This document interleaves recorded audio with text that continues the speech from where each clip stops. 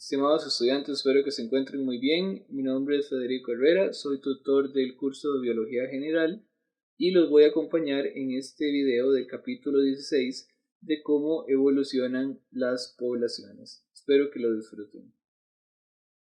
Antes de comenzar, me gustaría recordarles que toda la información genética está contenida en nuestro ADN, específicamente en los cromosomas.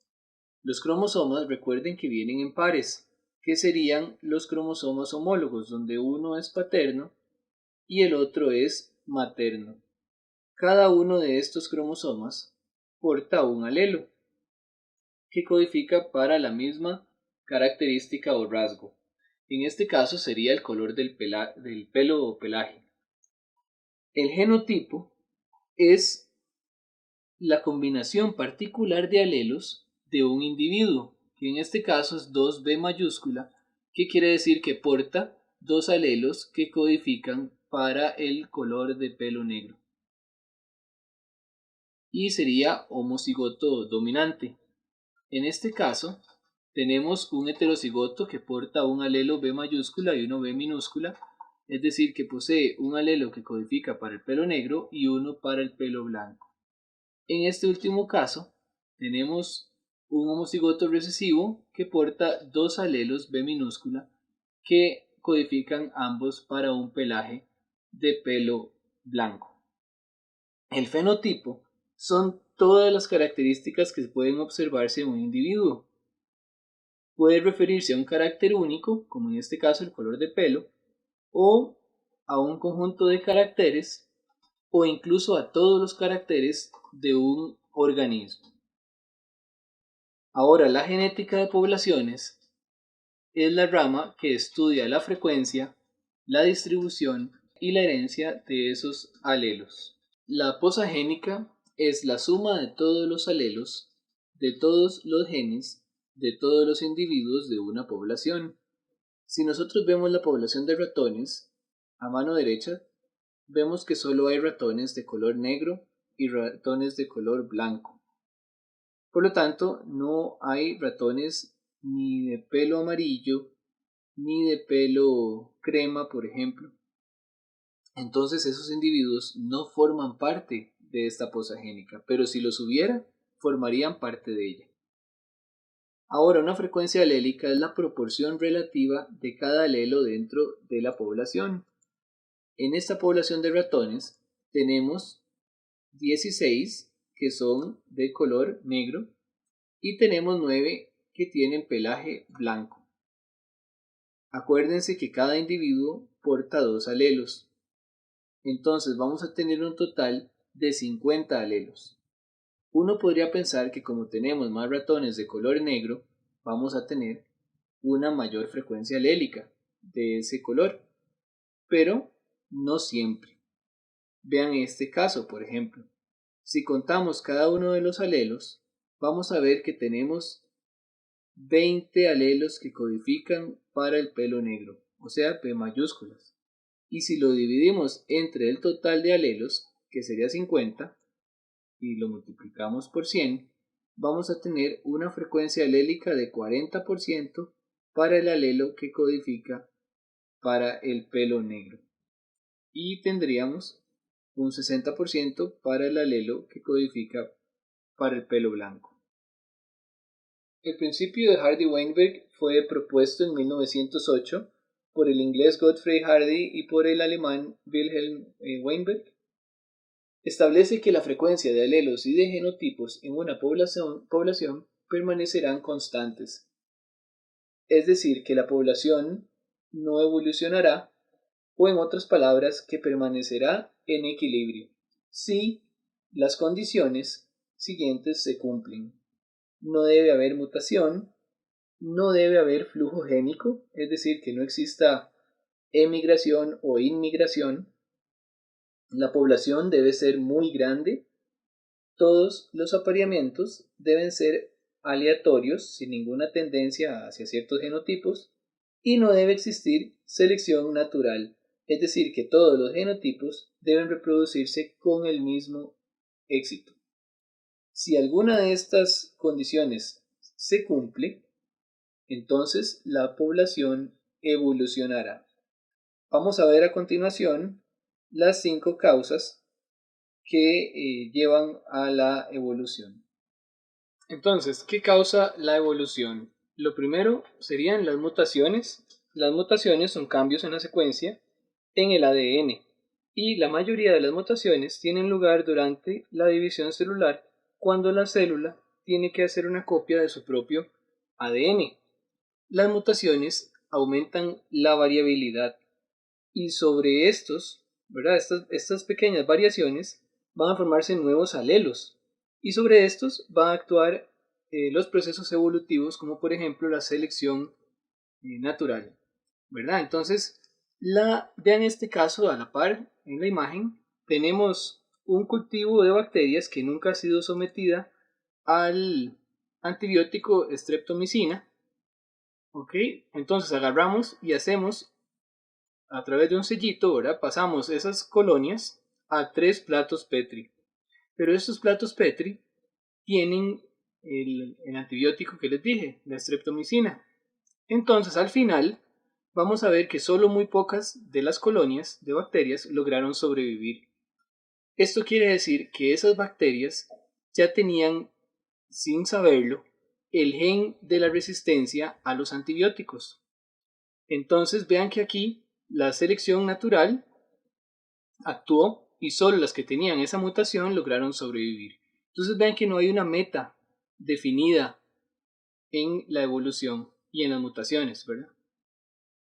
Otro factor que causa la evolución es el flujo génico. Imagínense que tenemos un intercambio gratis donde todos los ticos que quieran pueden ir a Tailandia y todos los tailandeses que quieran pueden venir a Costa Rica.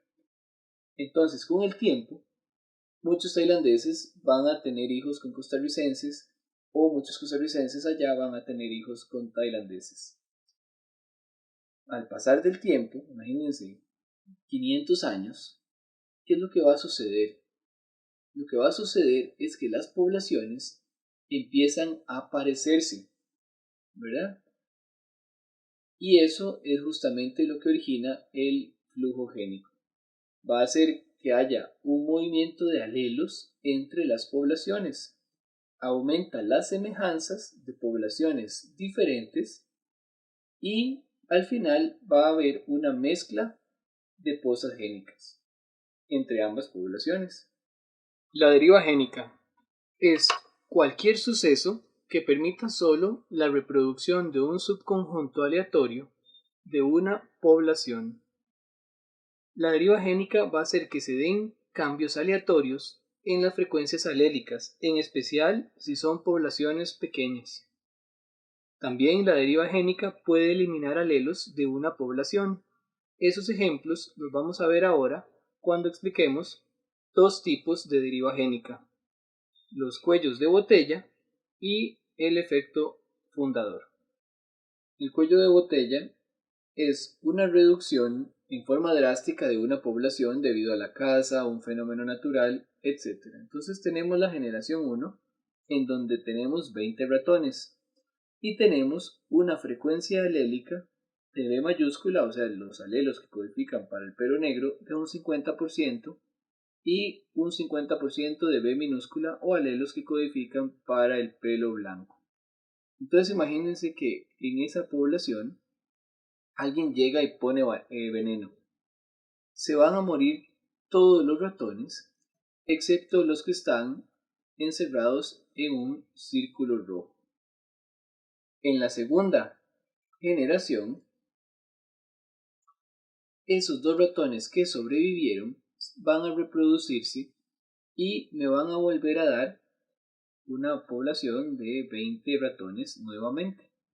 Pero en este caso, observen que ya la frecuencia cambió. Ahora tenemos un 25% de alelos que codifican para el pelo negro, o sea, B mayúscula, y un 75% de alelos que codifican para B minúscula, o sea, pelo blanco. Si nosotros volvemos a poner veneno, porque ya vemos que volvieron a repoblarse de ratones, y esos ratones se mueren, pero sobreviven otra vez los que están en el círculo rojo.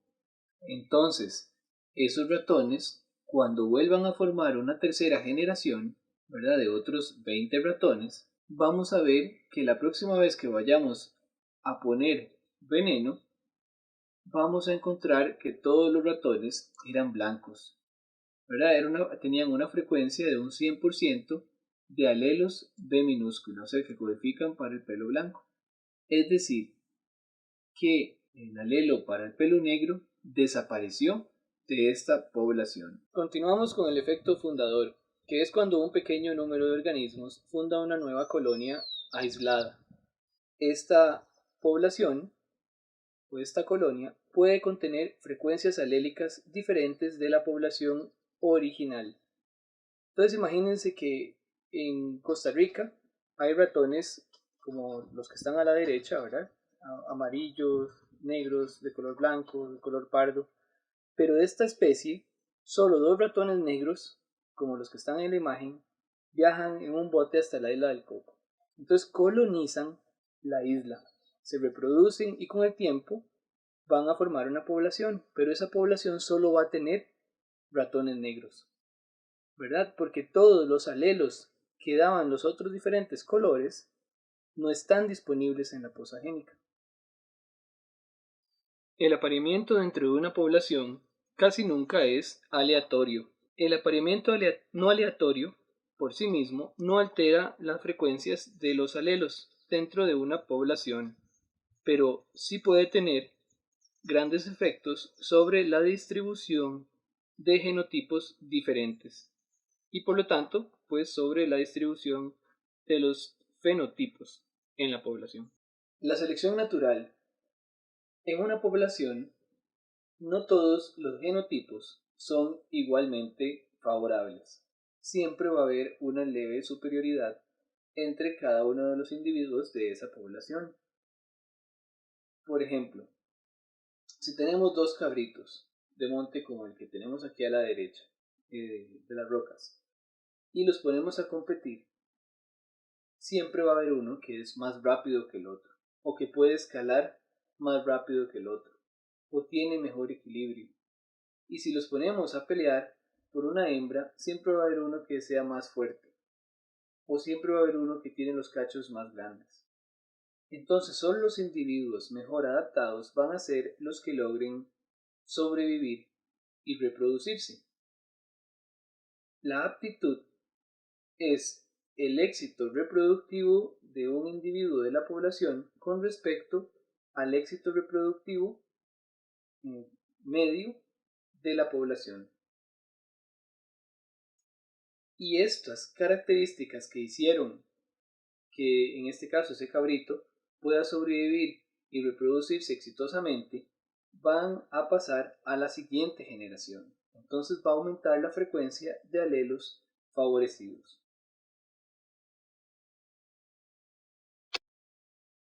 Continuamos con los agentes de selección natural.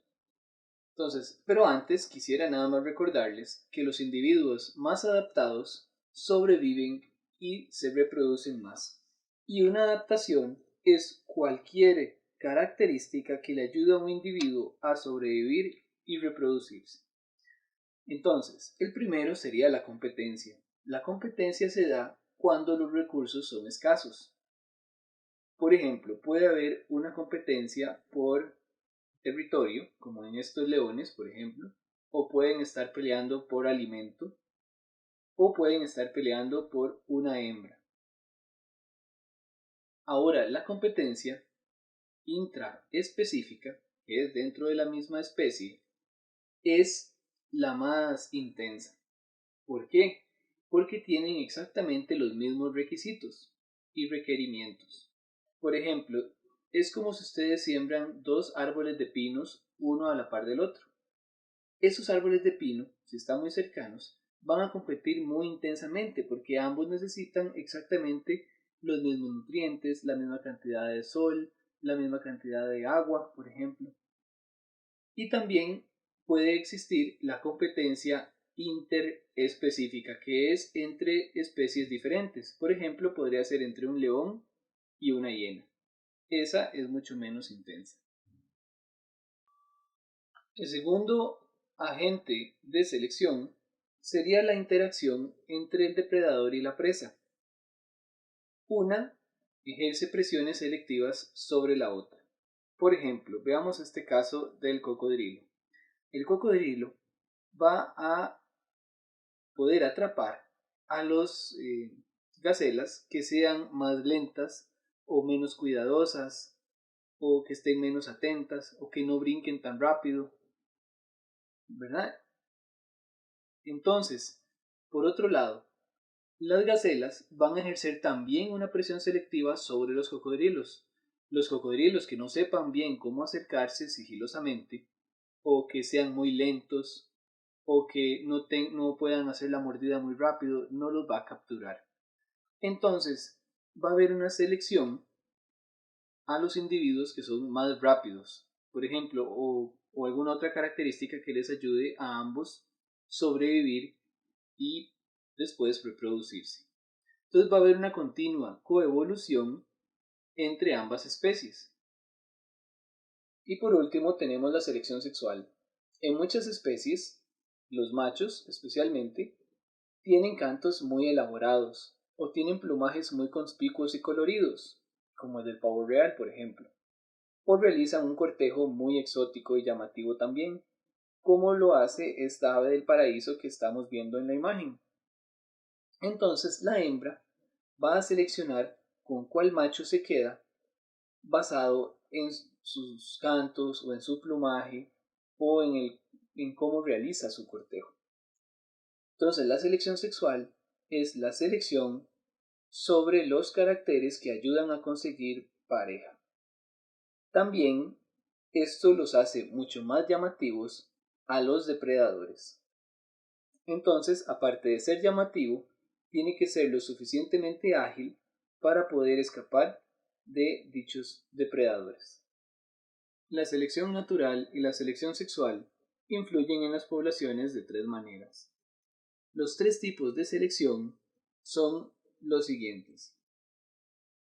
Tenemos acá en rojo, la selección direccional. En la selección direccional se favorecen los individuos que poseen valores extremos de una característica. Por ejemplo, imaginen un ave que coloniza un nuevo sitio, en donde solo hay semillas pequeñas. Entonces, por medio de la selección natural, se va a favorecer los individuos que tienen el pico pequeño para poder juntar esas semillas. Entonces, con el tiempo, ese tamaño del pico, el promedio del tamaño del pico, va a ir disminuyendo. También tenemos la selección disruptiva, acá en rojo. La selección disruptiva favorece los individuos de ambos extremos de una característica. Por ejemplo, imaginen que en esa misma isla hay también disponibilidad de semillas muy grandes. Entonces, tendrán ventajas los individuos que tienen los picos muy gruesos para quebrar esas semillas grandes y también los que vimos anteriormente, picos muy pequeños para poder juntar las semillas pequeñas. Los individuos que tienen pico de tamaño intermedio no se verán favorecidos. Y por último, tenemos acá la selección estabilizadora, que es donde se favorecen individuos con valores medios de una característica. Por ejemplo, en las jirafas, los individuos con cuellos muy largos se vuelven muy vulnerables a los depredadores mientras están tomando agua. Y los individuos con cuellos muy cortos no alcanzan el alimento en los árboles o pueden perder en los combates. A manera de repaso, estas serían las causas de la evolución. La mutación crea nuevos alelos, aumenta la variabilidad, el flujo génico aumenta la semejanza de poblaciones diferentes, la deriva génica origina un cambio aleatorio en las frecuencias alélicas y puede eliminar alelos. El apareamiento no aleatorio cambia las frecuencias de genotipos, mas no las frecuencias de alelos.